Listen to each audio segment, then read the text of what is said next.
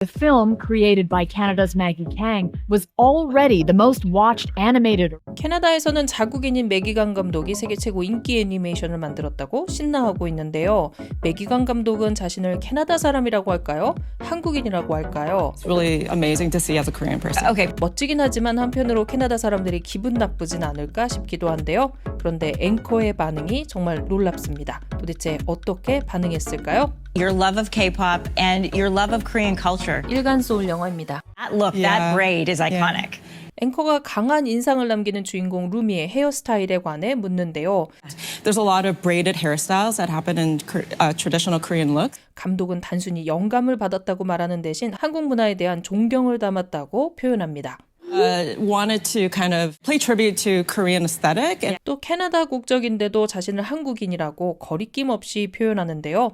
you know, just to watch Korean culture just thrive and become this like something that everybody just wants to learn more about is just really amazing to see as a Korean person. Okay. 그런데 여러분, 매기강 감독이 캐나다 사회에 잘 적응했으면서도 이렇게 뚜렷한 한국인 정체성을 가지고 있는 것이 흥미롭지 않나요? 비네트 마리티네즈의 이중문화 정체성 연구를 살펴보면 좀 더 이해가 가는데요. 어렸을 때 두 문화권에서 자란 사람들이 정체성을 형성하는 방식이 각기 다르다는 겁니다.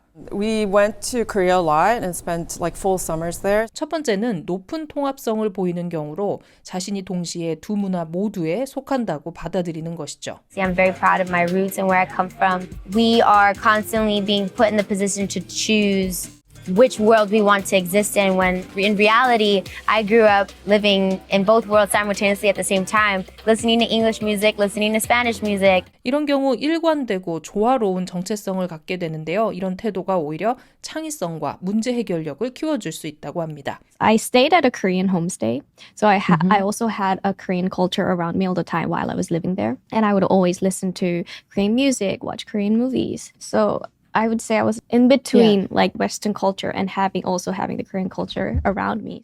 I tried to like mix my cultures more so than like switch between them. 두 번째는 통합시키지 못하고 분리되고 충돌을 일으키는 것인데요. 그래서 한 가지 정체성을 완전히 버리고 다른 문화에 동화되기를 선택하거나 한국에선 캐나다 사람처럼 느껴지고 캐나다에 가면 한국 사람처럼 느껴지는 이 감정적 충돌을 잘 수용하지 못하고 계속해서 정체성이 흔들리거나 소외감을 느끼게 되는 겁니다. I feel like I had equally 50-50 like cultural like influence. 그러니까 매기강 감독의 경우 두 나라 중 하나를 선택한 것이 아니라 캐나다 문화를 긍정하기 때문에 동시에 한국 문화와 역사에 대한 강한 자부심도 드러낼 수 있는 것이죠. Just seeing all of our cultures being appreciated. You find pride in that, and I think Toronto really allowed me to keep that pride. 사실 한국에서는 이런 높은 이중문화 정체성을 갖는 것이 쉽지는 않습니다. 우리는 지금도 단일 민족 사회에 가깝기 때문에 한국이라는 국적이 곧 문화 정체성이라고 동일시되는 경향이 있죠. 하지만 이민자가 많은 캐나다의 경우 1988년 제정된 다문화주의법으로 국가가 법으로 개인이 자기 문화를 보전, 공유할 권리를 보장하고 있을 정도인데요. 이런 캐나다의 환경 덕분에 매기강 감독의 창의성도 꽃필 수 있었던 것이죠. 그동안 여러 주요 애니메이션 작품에 참여했던 강 감독은 온전히 자기다운 작품을 만들고 싶다는 강한 열망을 키워왔다고 하는데요. And you didn't come out of nowhere, Maggie. Your catalog of movies is impressive. We're talking Puss in Boots, Kung Fu Panda 3, Shrek, the Lego Movie, the list goes on. While working on them, I really honed in my voice, and this one, I was like, I'm just going to unleash that voice and make it really, truly myself. 그런데 강 감독의 당당한 한국 문화 사랑에 대해 앵커는 어떻게 답했을까요? Thank you for bringing your creativity, your love of K-pop, and your love of Korean culture to the world on such a massive scale. Thanks, Maggie. Great to have you here. Thank you so much.